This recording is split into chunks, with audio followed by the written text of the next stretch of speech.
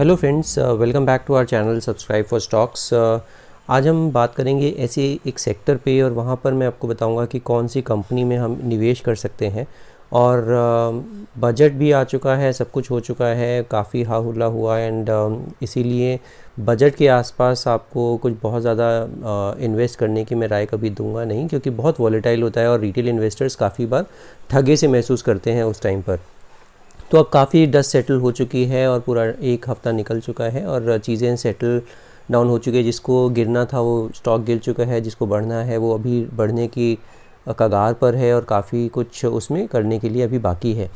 तो उसी budget speech से ही जो निर्मला सीतारमण ने 1 फरवरी को जो बजट स्पीच दी है, उसी में से मैं आपको कुछ थोड़ा सा अंश बताना चाहता हूँ कि हम कहाँ पर ये बात कर रहे हैं, कौन से सेक्टर पर बात कर रहे हैं।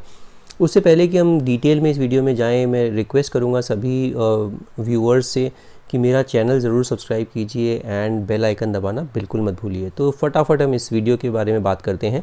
तो आप जैसा देख सकते हैं कि बजट में एक बहुत ही बड़ा बूस्टर डोज दिया है मिस निर्मला सीतारमण ने, जो कि दिया है रोड्स, हाईवेज़, पोर्ट्स, रेलवेज़, उसके ऊपर, which is in short infra पर। तो इंफ्रा बूस्ट जो है वो बहुत ही ज़बरदस्त उसमें इन्होंने इंक्लूड किया है। और देख सकते हैं budgetary outlay for the ministry of road transport and highways has risen 68.5% to 1.99 trillion from 1.18 trillion in FY22। तो बहुत ही ज़बरदस्त इसमें बजट में एलोकेशन किया है for the road transport and highways के लिए। Government run NHAI's budgetary outlay in the coming fiscal is set to rise 133%। तो इतना ज़्यादा जो ये बूस्टर डोज है, उसमें कौन सी कंपनी पे हमें फोकस करना है वो हम थोड़ी देर में समझेंगे। तो चिपक के बने रहिएगा इस वीडियो में। जो एलोकेशन हुआ है government flagship scheme for rural roads पर, जैसे कि Gram Sadak Yojana has risen from 19,000 crore in FY23 फ्रॉम 15,000 crore in FY22 budget estimate. तो ये भी एक ग्राम सड़क योजना जो इनकी गवर्नमेंट की स्कीम है, वहाँ पर भी काफ़ी अच्छा आउटले होगा। जो ministry of railways budget allocation for FY23 is set to rise at 27.5% to 1.40 trillion in FY23। तो इस तरह का ज़बरदस्त बूस्टर डोज है इस पर्टिकुलर इंडस्ट्री के लिए, और इसी वजह से मैंने आज इस पर्टिकुलर सेक्टर में से ही कुछ स्टॉक्स चुने हैं। इसके अलावा अगर आप देखेंगे तो Sitharaman focused on inter ministerial cooperation required to implement the PM Gati शक्ति मास्टर प्लान। PM गति शक्ति क्या है?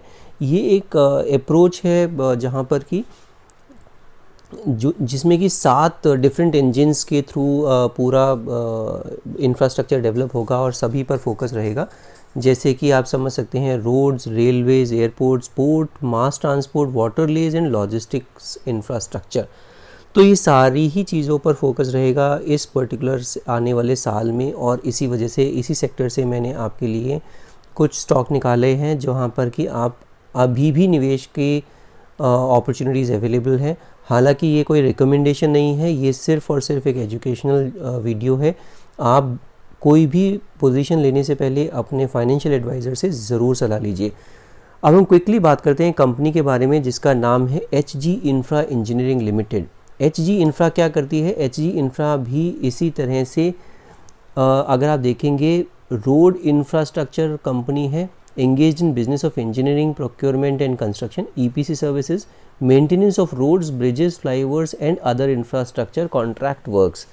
तो इसमें अगर आप देखेंगे तो ये जयपुर की कंपनी है और आज की तारीख में कुछ 6-7 हज़ार करोड़ की इनके पास ऑर्डर बुक है, और पूरा का पूरा फोकस अभी रोड्स के ऊपर इनका फोकस है। बट आने वाले टाइम में इनका और भी डाइवर्सिफाई करने का प्लान है, जहाँ पर कि ये एयरपोर्ट्स में भी आने की सोच रहे हैं, और जहाँ जिससे कि डाइवर्सिफाई कर सके अपना पूरा पोर्टफोलियो। कंपनी देख लेते हैं, एक छोटी कंपनी है 4,000 करोड़ की, करंट प्राइस 630 चल रहा है, हाई देखेंगे तो 830। तो अभी भी आपको कुछ 24-25% का अपने हाई से डिस्काउंट पर ये पर्टिकुलर स्टॉक मिल रहा है।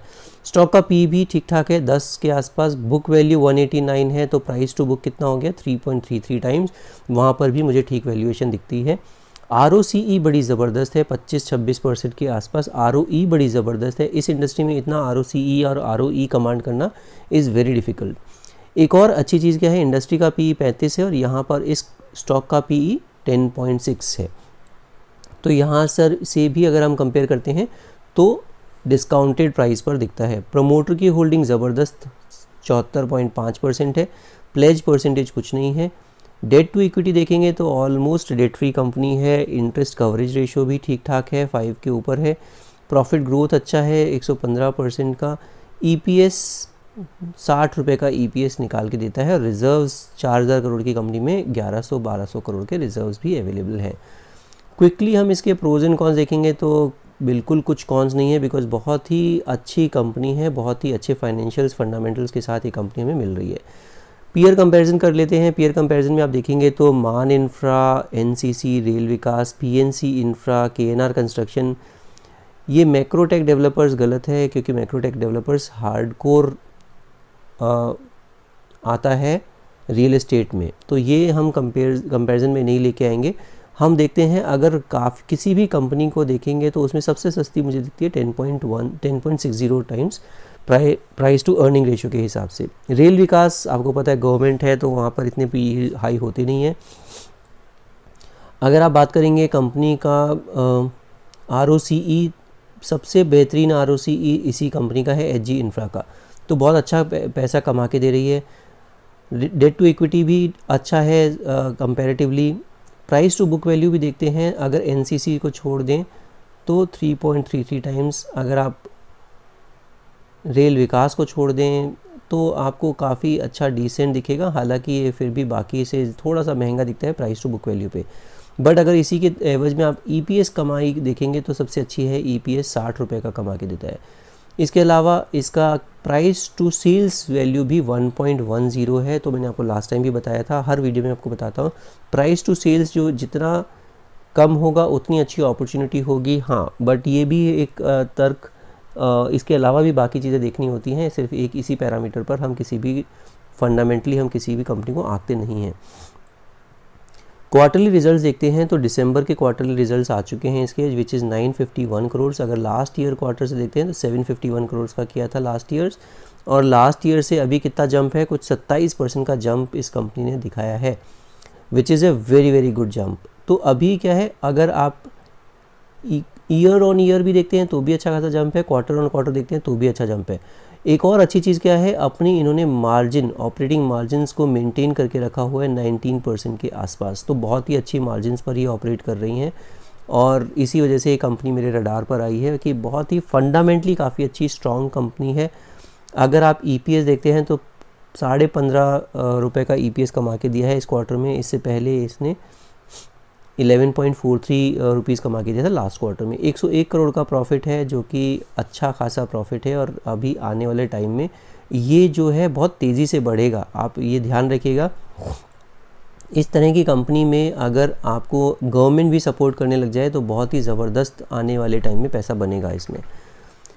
आप अगर ईयर ऑन ईयर देखते हैं, प्रॉफिट एंड लॉस स्टेटमेंट देखते हैं, तो अभी तक का ट्रेलिंग 12 मंथ 3700 करोड़ का इन्होंने सेल्स नंबर दिखाए हैं लास्ट 12 मंथ्स में। इससे पहले मार्च में 2600 करोड़ था, उससे पहले 2200 करोड़। कंसिस्टेंटली ये नंबर्स बढ़ते जा रहे हैं।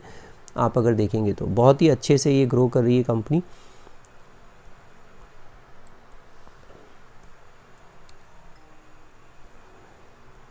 क्विकली हम बात कर लेते हैं इसके शेयर होल्डिंग पैटर्न की। तो शेयर होल्डिंग पैटर्न में भी आपको दिखेगा कि प्रमोटर भी इसमें बाइंग कर रहे हैं। 2019 मार्च में 73.74% प्रमोटर की होल्डिंग थी, जो कि अब बढ़कर हो गई 74.53। 1% इन्होंने धीरे धीरे करके एक्यूमुलेट किया है और अपना मार्केट से 1% अपनी होल्डिंग बढ़ाई है। इसी तरह से FIIs देखते हैं तो FIIs भी अभी 1.26% रखते हैं, और DIIs काफ़ी बुलिश है, 13.94% इसमें अभी भी इस कंपनी में है इनकी होल्डिंग।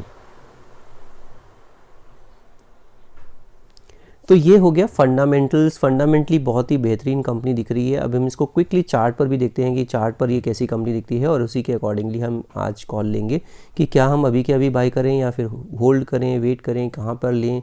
तो क्विकली मूव करते हैं चार्ट्स पर।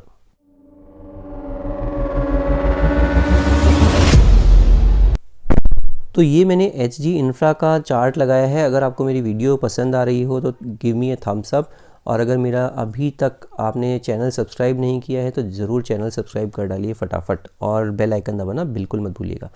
तो ये हमने HG इंफ्रा का चार्ट खोला है, और आपको मैंने जैसे बताया था हाई से थोड़ा नीचे मिल रहा है आज की तारीख में। इसका हाई था 830 रुपये, ये इसका हाई है, and which is a life time high also.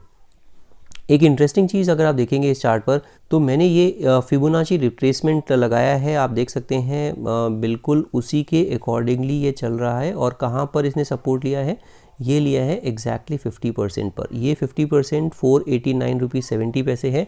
और अगर आप इस कैंडल का लो देखेंगे तो वो आता है 482 रुपीज़। तो एकदम इसी फिबोनाची रिट्रेसमेंट पर ही आके इसने सपोर्ट लेके और फिर वहाँ से चला है, और बहुत ही अच्छी एक मोरुबुजू कैंडल बनी है लास्ट वीक, मतलब इस वीक में बहुत ही ज़बरदस्त मोरुबुजू कैंडल बनी है। और आप अगर देखेंगे तो बुलिश एनगल्फिंग एक पैटर्न भी बना है, ये बोलते हैं बुलिश एनगल्फिंग पैटर्न। अभी क्या करें, अभी लें कि नहीं लें? बिल्कुल अभी ये ले सकते हैं।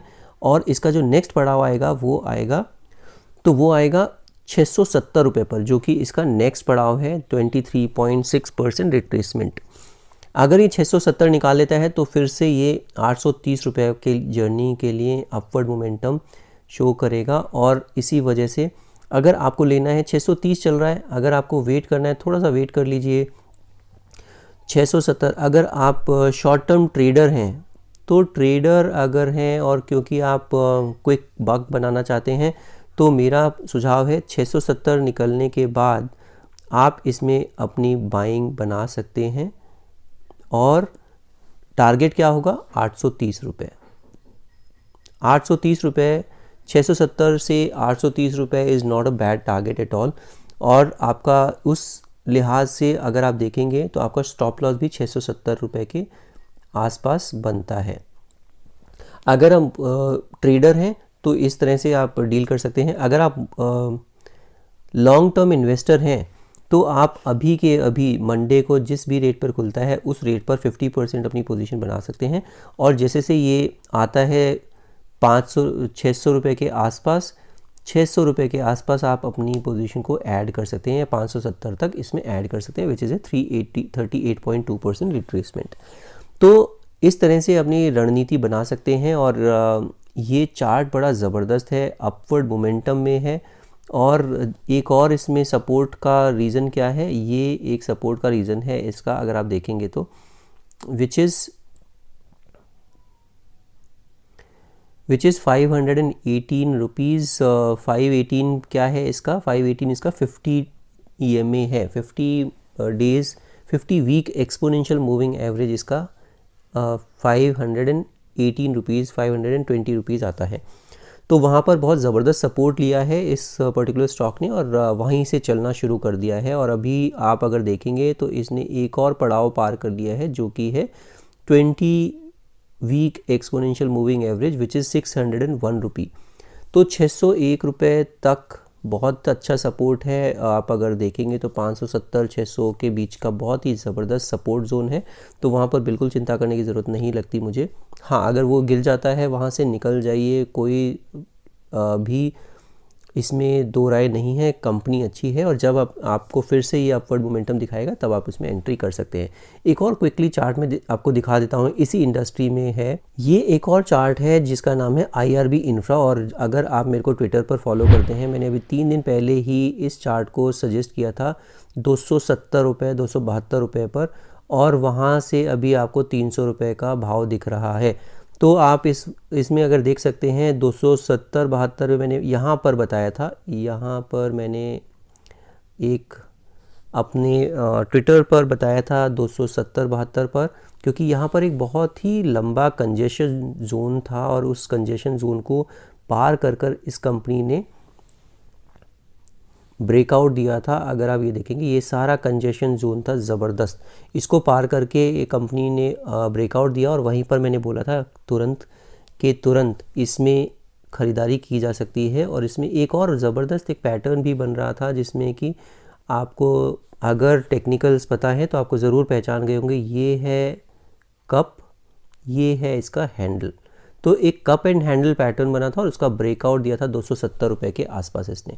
तो ये भी आप अपने रडार पर रख सकते हैं, सेम इंडस्ट्री से बिलोंग करता है और बहुत ही ज़बरदस्त ब्रेकआउट है इसमें। नेक्स्ट पड़ाव इसमें कितना आता है, इसका जो नेक्स्ट पड़ाव आता है वो है कुछ 340 रुपये के आसपास।